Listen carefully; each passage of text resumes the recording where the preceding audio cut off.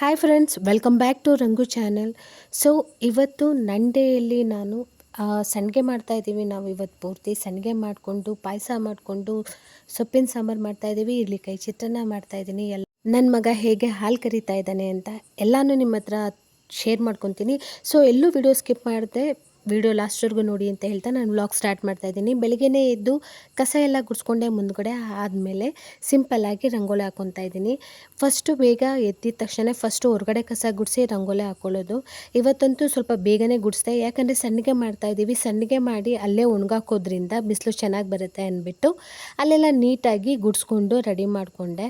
ಅದಾದಮೇಲೆ ಸಿಂಪಲ್ಲಾಗಿ ರಂಗೋಲಿ ಹಾಕ್ಕೊಂಡೆ. ಇಲ್ಲಿ ಅಷ್ಟು ರಂಗೋಲಿಗೆ ಅದು ಜಾಗ ಇಲ್ಲ, ಮುಂದೆ ಎಲ್ಲ ಜಾಗ ಇದೆ, ಅದೆಲ್ಲ ಹಾಕಲ್ಲ. ಹೊಸ್ಲಿಗೆಯಲ್ಲಿ ನಾನು ಇಷ್ಟೇ ಸಿಂಪಲ್ಲಾಗಿ ರಂಗೋಲಿ ಹಾಕೋದು, ಇಲ್ಲಿ ಇದೇ ರೀತಿ ರಂಗೋಲಿ ಹಾಕೋದು. ಸೊ ಈ ರೀತಿ ಸಿಂಪಲ್ಲಾಗಿ ರಂಗೋಲಿ ಹಾಕ್ಕೊಂಡೆ. ನಂದು ರಂಗೋಲಿ ಕೆಲಸ ಮುಗೀತು.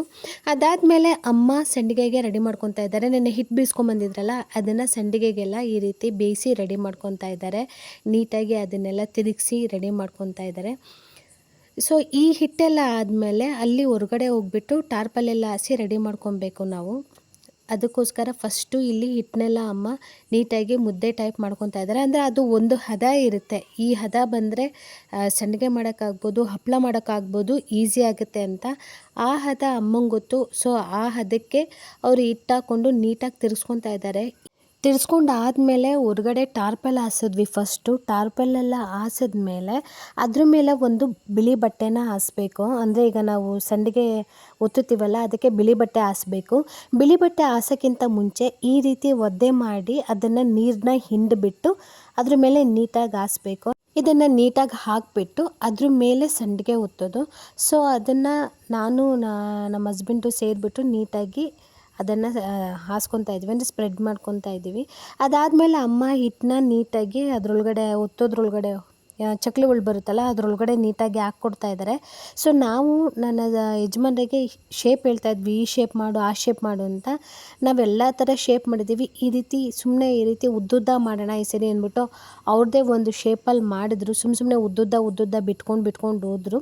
ಸೊ ಅಮ್ಮ ಈ ರೀತಿ ತುಂಬಿ ಕೊಡ್ತಾಯಿದ್ರು, ಅವ್ರು ಒತ್ತುತ್ತಾಯಿದ್ರು. ಇದರಲ್ಲಿ ನಂದೇನು ಕೆಲಸ ಇರಲಿಲ್ಲ, ಬಿಕಾಸ್ ಇದು ಇಬ್ಬರು ಮಾಡೋದ್ರಿಂದ, ಇನ್ನೊಂದು ಚಕ್ಲಿ ಉಳ್ಳಿ ಇಲ್ಲದೇ ಇರೋದ್ರಿಂದ ಅವ್ರು ಮಾಡಿಕೊಂಡ್ರು. ಅದಾದಮೇಲೆ ನಾನು ಸ್ವಲ್ಪ ಗಿಡದಲ್ಲಿ ಮೆಣ್ಸಿನ್ಕಾಯಿ ಬಿಟ್ಟಿತ್ತು, ಅದನ್ನು ಕಿತ್ಕೊಂಡು ಬಂದುಬಿಟ್ಟು ನನ್ನ ಮಗನಿಗೆ ಪೂಜೆ ಮಾಡೋಕ್ಕೆ ಹೇಳಿದೆ. ಹೂವೆಲ್ಲ ನಮ್ಮದು ಗಿಡದಿಂದ ಕಿತ್ಕೊಂಡು ಬಂದಿದ್ದರು. ನನ್ನ ಮಗ ಪೂಜೆ ಮಾಡೋಕ್ಕೆಲ್ಲ ರೆಡಿ ಮಾಡ್ಕೊತಾ ಇದ್ದಾನೆ.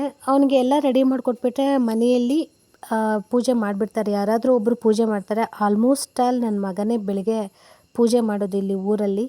ಬೇಗ ಪೂಜೆ ಮಾಡಿಬಿಡ್ತಾನೆ ಅವನು. ಅದಾದಮೇಲೆ ಈಗ ಬಂದು ನಾನು ನಿಂಬೆಹಣ್ಣು ವಾರ್ಮ್ ವಾಟರ್ ತೊಗೊತಾ ಇದ್ದೀನಿ. ಸ್ವಲ್ಪ ಲೇಟ್ ಆಯಿತು ಇವತ್ತು ಸಂಡಿಗೆ ಮಾಡೋದ್ರಿಂದ, ಅದು ಸ್ವಲ್ಪ ಅಲ್ಲಿ ಕೆಲಸ ಮುಗಿಸ್ಬಿಡೋಣ ಅಂದ್ಬಿಟ್ಟು ಅದನ್ನು ಮುಗಿಸ್ಬಿಟ್ಟು ಅದಾದಮೇಲೆ ಲೆಮನ್ ವಾಟರ್ ತೊಗೊತಾ ಇದ್ದೀನಿ. ಸ್ವಲ್ಪ ಹೊತ್ತು ರಿಲ್ಯಾಕ್ಸ್ ಮಾಡೇ ಲೆಮನ್ ವಾಟರ್ ಕುಡಿಯೋಣ ಅಂದ್ಬಿಟ್ಟು ಬಂದು ಹಾಲಲ್ಲಿ ಕುತ್ಕೊತಾ ಇದ್ದೀನಿ. ಹಾಗೆ ನನ್ನ ಮಗನಿಗೆ ಪೂಜೆ ಹೇಳಿದ್ನಲ್ಲ, ಪೂಜೆ ನೀಟಾಗಿ ಮಾಡಪ್ಪ ಅಂತ ಹೇಳಿಬಿಟ್ಟು ನೋಡ್ತಾ ಇದ್ದೀನಿ ಎಲ್ಲಿದ್ದಾನೆ ಅಂತ.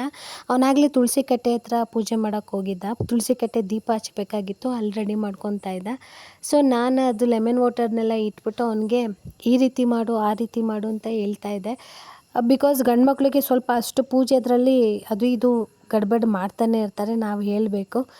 ನಮಸ್ಕಾರ ಇದೇ ರೀತಿ ಅವ್ನ ನಮಸ್ಕಾರ, ಎಲ್ಲ ಕಡೆ ದೇವರಿದ್ರೆ ಈ ರೀತಿ ತಿರುಗ್ಬಿಟ್ಟು ನಮಸ್ಕಾರ ಹಾಕ್ಬಿಡ್ತಾನೆ, ಅಷ್ಟೇ ಅವ್ನ ನಮಸ್ಕಾರ. ಅದೆಲ್ಲ ಆದಮೇಲೆ ಅವ್ನು ರೆಡಿ ಆಗ್ತಾಯಿದ್ದ ತೋಟಕ್ಕೆ ಹೋಗೋಕ್ಕೆ.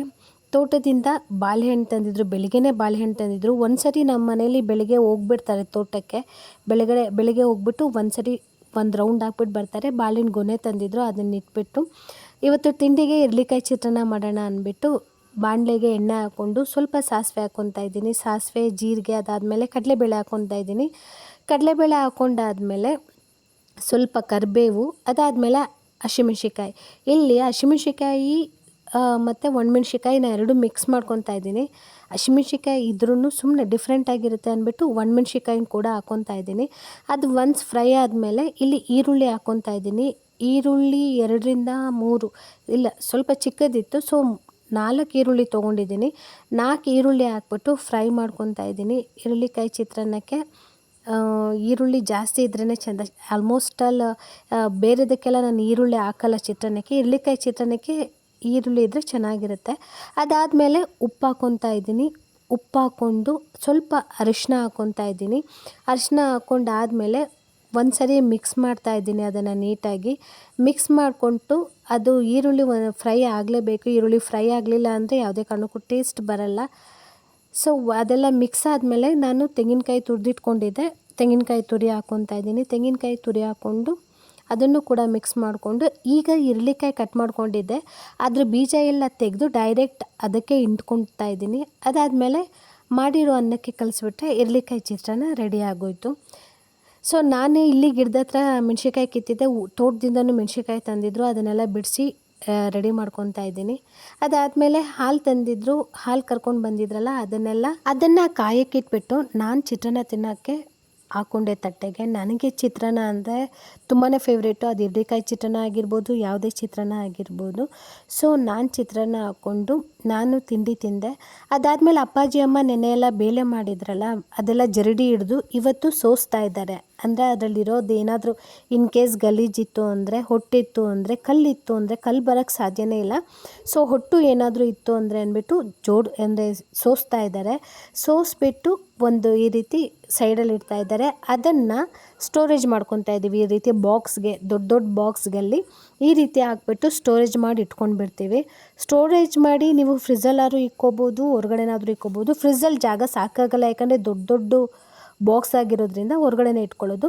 ಅದಾದಮೇಲೆ ಅದೇ ಬೇಳೆ ಯೂಸ್ ಮಾಡಿಕೊಂಡು ಸೊಪ್ಪಿನ ಸಾರು ಮಾಡ್ಕೊತಾ ಇದ್ದೀನಿ. ಸ್ವಲ್ಪ ಹಲಸಿನಕಾಯಿ ಬೀಜ ಹಾಕ್ಕೊಂಡು. ನಾನು ಈ ಸೊಪ್ಪಿನ ಸಾಂಬಾರ್ದೇನು ಶೇರ್ ಮಾಡಿಲ್ಲ, ಬಿಕಾಸ್ ಆಲ್ರೆಡಿ ನಾನು ಶೇರ್ ಮಾಡಿದ್ದೀನಿ ಅದಕ್ಕೋಸ್ಕರ. ಅದಾದಮೇಲೆ ಸ್ವಲ್ಪ ಪಾತ್ರೆ ಬೆಳಗಿದೆ. ಅದಾದಮೇಲೆ ಮಳೆ ಬರೋ ಹಾಗಿತ್ತು, ಮಳೆ ಬಂದು ಬಿಡ್ತು.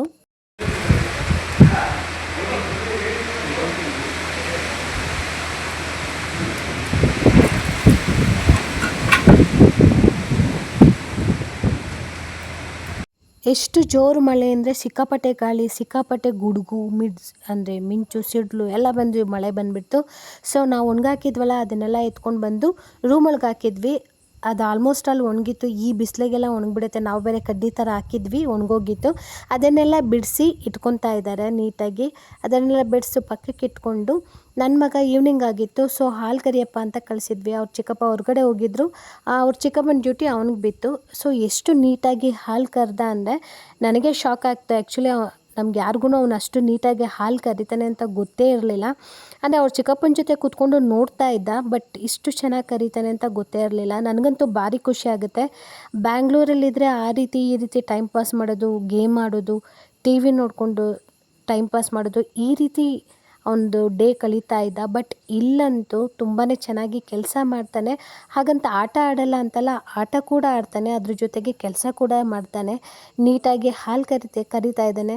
ಸೊ ಹಾಲು ಕರಿಯೋದು ಬಂತು ಅಂದರೆ ನಂಗೆ ಖುಷಿ ಆಗೋಯ್ತು ನಿಜವಾಗ್ಲೂ.